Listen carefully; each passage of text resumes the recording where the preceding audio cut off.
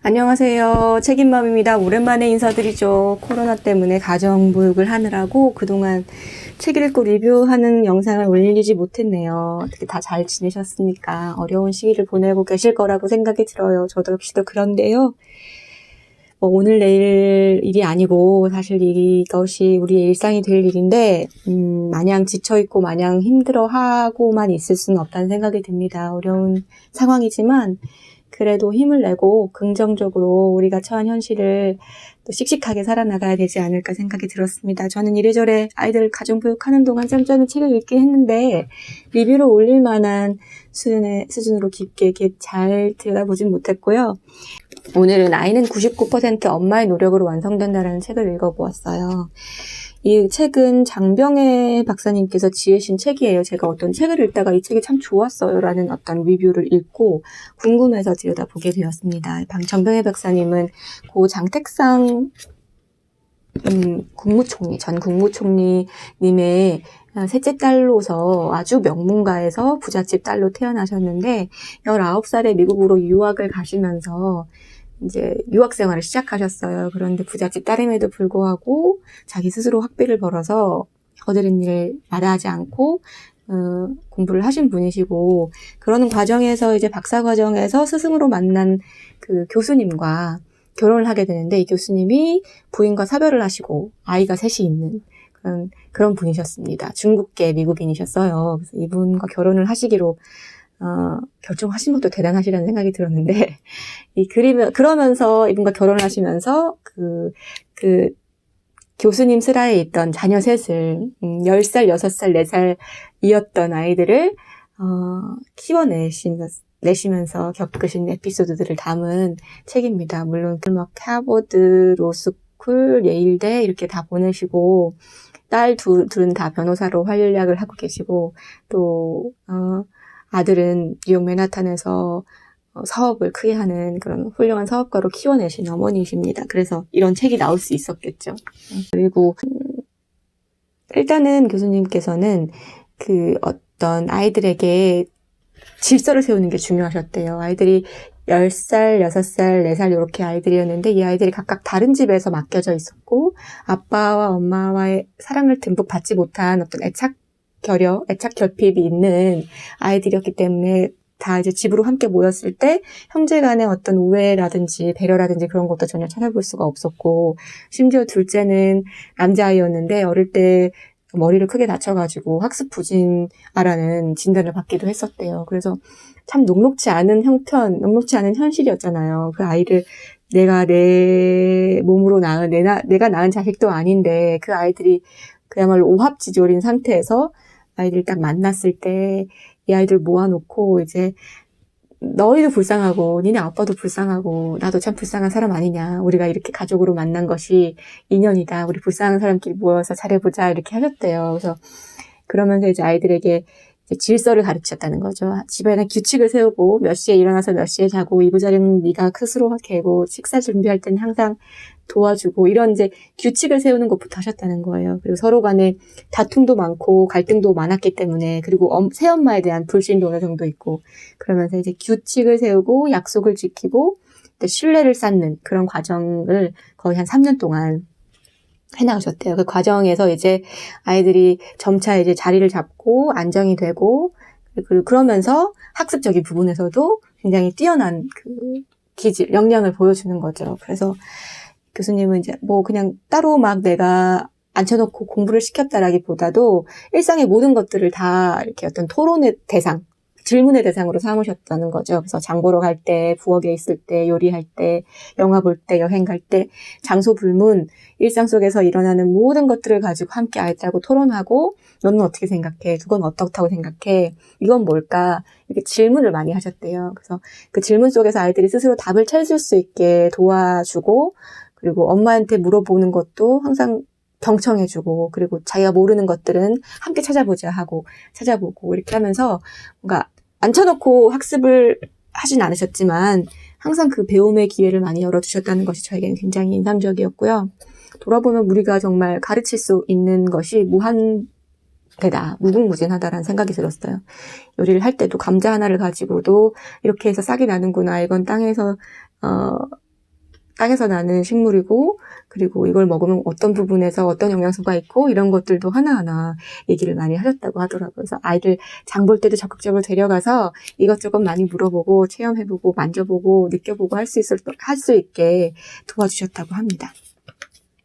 두 번째는, 이제 되게 철저한 자기 인식을 많이 많이 이렇게 일러주셨대요. 처음에 이제 아이들 모았을 때도 우리가 얼마나 불쌍한 사람들이냐, 그러니까 잘해보자 하셨던 것처럼 우리는 여기 미국에 살고 있지만 미국 사람들이 아니다. 우리는 엄마는 한국 사람이고 너희는 미국 사람이지만 아빠가 또 중국 사람이고, 그래서 우리는 이민자에다가 소수민족이다. 그리고 소수민족에 대해서는 많은 차별과 어떤 핍박도 존재하고 사회적인 어떤 벽도 있다. 그 인식해야 된다는 거죠. 그 아이들한테 그걸 굉장히 많이 얘기를 하셨대요. 우리가 처한 진짜 현실, 그 현실을 정확하게 볼 수 있도록 하고, 그럼 사회가 이럴진데, 세상이 이럴진데, 우리가 처한 현실이 이럴진데, 우리가 그럼 더 네가 원하는 꿈을 이루기 위해서는 어떻게 해야 될까? 네가 하고 싶은 걸 하기 위해서는 어떻게 해야 될까? 이런 질문을 많이 하셔서 아이들이 현실 인식을 바탕으로 내가 지금 무엇을 당장 할 수 있는지를 고민을 하게 하셨다는 거예요. 그래서 아이들이 내가 이민자이기 때문에, 그리고 나는 소수민족이기 때문에 더 노력해야 되고 더 뛰어나야 된다라는 항상 생각을 할 수 있게끔 했대요. 그래서 그런 어떤 우리가 가진 약점들을 정확하게 알고 그거를 극복해 나가기 위해서 뭐가 필요한지를 일러주셨던 게 되게 인상적이었습니다. 그래서 또 하나는 아이들이 스스로 자기가 뭐든지 할 수 있게 좀 믿어줬다는 거예요. 아이들이 뭐든지, 그러니까 이불 개키고 식사 준비 돕고 자기의 가방은 자기가 스스로 챙기고, 그리고 일과 시간을 지키고 정해진 우리 집 안에 약속들을 지킬 수 있게 딱 엄격하게 그 부분을 지켰다는 얘기를 많이 하셨어요. 그래서 첫째 아이가 이제 공부를 더 하고 싶어서 원래 가족들이 취침 시간이 9시인데 9시를 넘겨서 좀 더 공부를 할 수 없겠냐라고 물어봤대요. 그런데 아니, 그러면 안 돼. 너는 가족들과의 약속이고 그건 규칙이니까 지켜야만 돼. 그렇게 하셨다는 거예요. 그러면서 이제 너는 낮 시간 동안 네가 충분히 공부할 수 있는 시간이 있었는데 그 시간을 하지 않고 다른 것으로 시간을 낭비했으니까 잠자리에 드는 시간 약속을 어기는 건 있을 수 없다.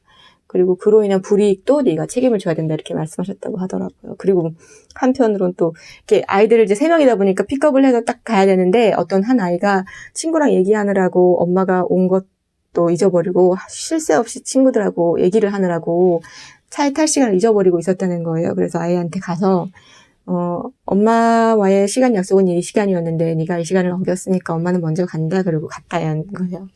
아이가 2시간 동안 걸어서 집으로 돌아올 수밖에 없었다, 이런 얘기를 하시거든요. 조금 융통성이 없어 보일지언정 집안의 아이들과 함께 정한 규칙은 꼭 반드시 지킬 수 있도록, 그리고 그 틀 안에서 아이들이 자라날 수 있도록 질서를 세우는 데 굉장히 큰 중점을 주셨다고 하시는 것이 인상적이었습니다.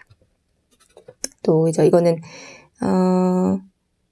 아이들을 야단칠 때는 아버지가 그렇게 말씀하셨대요. 아이들을 야단칠 때는 야단치기 전에 7번 정도 생각해라. 이 아이는 왜 그런 행동을 했을까?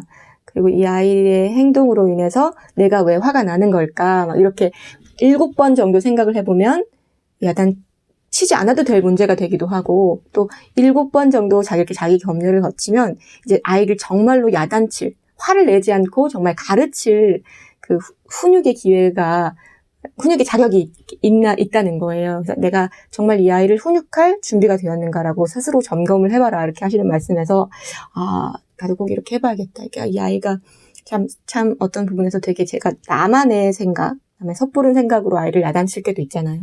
화를 내거나 감정적으로 좀 격하게 반응하기도 하고, 그래서 어떤 아이가 어떤 행동을 했을 때 그것이 나에게 거슬린다면 그걸 생각해보자. 그리고 아이에게 또 물어보자.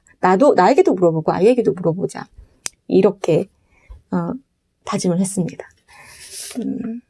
그리고 이제 박사님께서 여러 가지 부분들 많이 신경 쓰셨지만 사실 공부하는 엄마였기 때문에 교수로서 어쩔 수 없이 이제 밥 먹고 나면 항상 자리에 앉아서 책 읽고 공부하는 모습 많이 보여주셨고, 그렇기 때문에 이제 아이들이 곁에 와서 꼬물꼬물거리다가 자기들도 책 읽고, 꼬물꼬물거리다가 자기들도 뭐 쓰고 끄적끄적거리고 그러면서 자연스럽게 책도 많이 읽게 되고, 또 공부를 공부에 대한 거부감 없이 그냥 당연한 일상으로 이렇게 여기는 것처럼 됐다고도 하세요.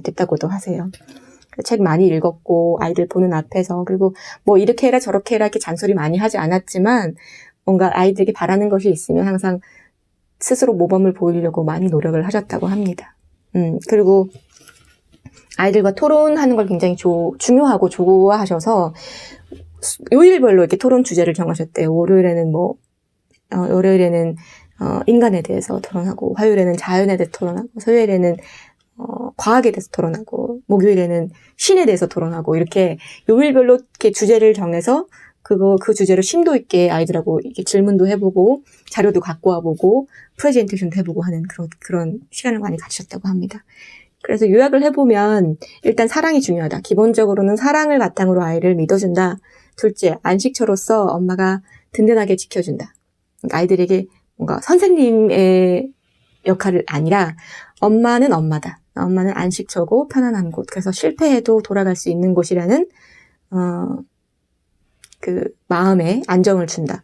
셋째, 각 아이의 개성을 유심히 살펴서 각 아이의 재능에 맞게 특성에 맞는 방법으로 칭찬하고 애정을 보여주는다. 넷째, 가정 안에서 아이들과 상의하여서 규칙과 질서를 세우고 모범을 보여서 아이들에게 신뢰를 얻는다. 장 볼 때, 부엌에서 요리할 때, 영화 볼 때, 일상 모든 것에서 질문에 물꼬를 트고 배움의 기회로 삼는다. 여섯 번째는 아이들에게 질문을 던지고 같이 토론하고 생각을 정리한다. 그리고 일곱 번째, 늘 책을 읽고 공부하는 엄마의 모습을 보여준다. 이렇게 정리를 했습니다. 어떻게 보면 좀 너무 상투적이고 전형적이고 되게 우리가 익히 알고 있는 얘기들이지만 참 실천하기가 어려운 것 같아요. 이 책 읽으면서 뭔가 아이들은 믿는 만큼 잘한다라는 책이죠. 박혜란 작가님, 이적 가수분의 어머님이기도 하신 그분의 책이 떠오르더라고요. 그래서 뭔가 아이들을 믿어주고 각자의 재능을 이렇게 꽃피워주고 그 아이들이 스스로 해나갈 수 있도록 어떤 환경을 조성해주는 것이 되게 중요하겠다는 생각이 들었고, 또 엄마가 엄마의 일을 열심히 하고 엄마로서의 본분에 충실할 때 아이들도 그 모습을 보고 자라게 되는 게 아닌가 생각이 들었습니다. 그래서 가볍게 오늘은 이 책을 읽어보았습니다. 여러분들 참 힘들고 어려운 시기지만 또 더 열심히, 어려운 시기일수록 어떤 사람이 그랬는데요. 고난 앞에서의 기쁨이 바로 용기다, 이런 얘기를 들었어요. 언뜻. 고난 앞에서의 기쁨이 용기란 고난 앞에서의 기쁨이다라는 말이 제 마음에 요즘에 많이 와닿습니다. 그래서 어려운 시기일 때 우리가 이 어려움을 어떻게 대하느냐, 우리가 어떻게 처신하느냐가 우리의 어떤 용기, 우리의 마음, 우리의 이 성품을 결정짓는 것이 아닐까라는 생각이 들었어요. 그래서 어렵지만 힘내시고 또 으쌰으쌰 하는 그런 화이팅 하시는 하루 되시길 바라겠습니다. 저는 또 좋은 책으로 돌아올게요. 감사합니다.